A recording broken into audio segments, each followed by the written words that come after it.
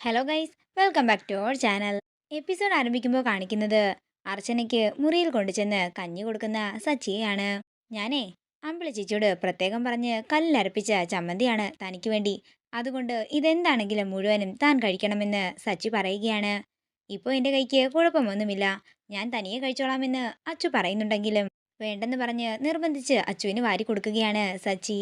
ഇതൊക്കെ കണ്ട് സന്തോഷത്തോടെ അർച്ചന സച്ചിയെ നോക്കുന്നു. പിന്നീട് കാണിക്കുന്നത് അടുക്കളയിലേക്ക് പോകുന്ന അർച്ചന അമ്പിളിയോട് നന്ദി പറയുന്നതാണ്. അമ്പിളി ചേച്ചി, ചമ്മന്തി നന്നായിട്ടുണ്ടായിരുന്നു കേട്ടോ, ഇനിയും എനിക്കിടയ്ക്ക് ഇതുണ്ടാക്കി തരണം. അതിനു മോളെ, ഞാനല്ലല്ലോ ചമ്മന്തി ഉണ്ടാക്കിയത്, സച്ചി കുഞ്ഞ് തന്നെയാണ് ചമ്മന്തി ഉണ്ടാക്കിയത്. എന്നോട് സാധനങ്ങൾ മാത്രം എടുത്തു കൊടുക്കാൻ പറഞ്ഞു. അമ്മ അരയ്ക്കുന്നത് പോലെ ഞാൻ അരച്ചോളാമെന്ന് പറഞ്ഞ് എന്നെ ആ ഭാഗത്തേക്ക് അടുപ്പിച്ചിട്ടില്ല. സച്ചി കുഞ്ഞ് തനിയാണ് കല്ലിൽ അരച്ചത്. ഇതൊക്കെ കേൾക്കുന്ന അർച്ചന അമ്പരന്ന് നിൽക്കുകയാണ്. തുടർന്ന് സന്തോഷത്തോടെ അർച്ചന പുറത്തേക്ക് ചെല്ലുമ്പോൾ സച്ചി അവിടെ ചെടികൾ നനയ്ക്കുകയായിരുന്നു. സച്ചിയുടെ അടുത്തേക്ക് അർച്ചന ഓടി ചെല്ലുകയാണ്. അർച്ചന സച്ചിയോട് താങ്ക്സ് പറയുമ്പോൾ സച്ചി ചോദിക്കുകയാണ്, എന്തിന്? അതൊക്കെയുണ്ട്, എനിക്കൊരു താങ്ക്സ് പറയാൻ തോന്നി, ഞാൻ വന്നു. ശരി, അത് സ്വീകരിച്ചിരിക്കുന്നെന്ന് സച്ചി പറയുമ്പോൾ അർച്ചന സന്തോഷത്തോടെ അകത്തേക്ക് ഓടുകയാണ്.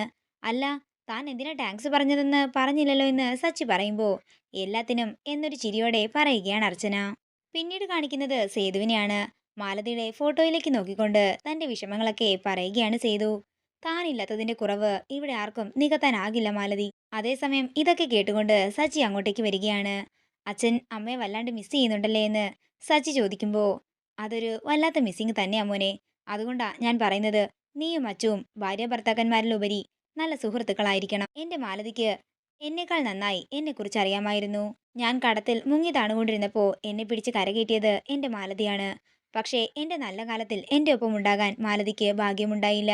എന്റെ ജീവിതത്തിൽ എന്നെ സ്വാധീനിച്ച മറ്റൊരു വ്യക്തി ഇതുവരെയില്ല. അതുകൊണ്ടാ അച്ഛൻ പറയുന്നത്, അർച്ചന നിന്റെ ഒരു നല്ല സുഹൃത്തായിരിക്കും. ഇതൊക്കെ കേട്ട് ഒന്നും പറയാനാകാതെ നിൽക്കുകയാണ് സച്ചി. പിന്നീട് കാണിക്കുന്നത് സന്ദീപിനെയാണ്. ആതിര സന്ദീപിന്റെ ഫോണിലേക്ക് വിളിക്കുന്നുണ്ടെങ്കിലും സന്ദീപ് കോൾ എടുക്കുന്നില്ല. അങ്ങനെ വീണ്ടും ആതിര വിളിക്കുമ്പോൾ സന്ദീപ് ഫോൺ സ്വിച്ച് ഓഫ് ചെയ്യുകയാണ്.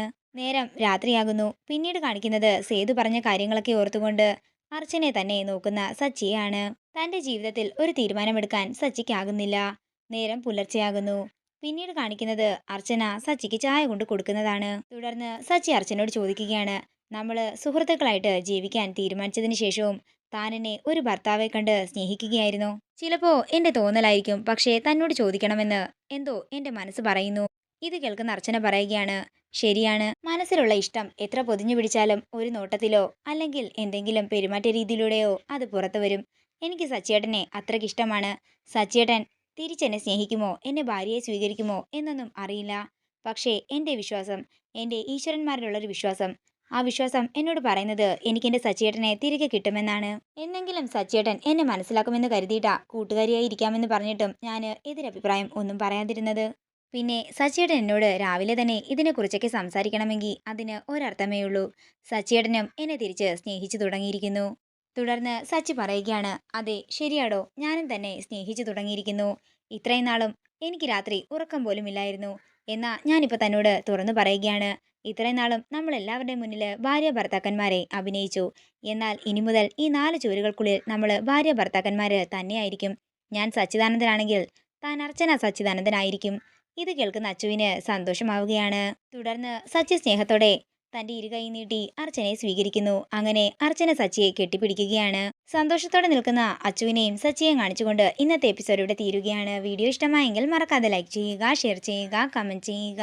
കൂടുതൽ സീരിയൽ അപ്ഡേറ്റ്സിനായി മറക്കാതെ സബ്സ്ക്രൈബ് ചെയ്യുക നയൻസ് ക്രിയേഷൻസ്.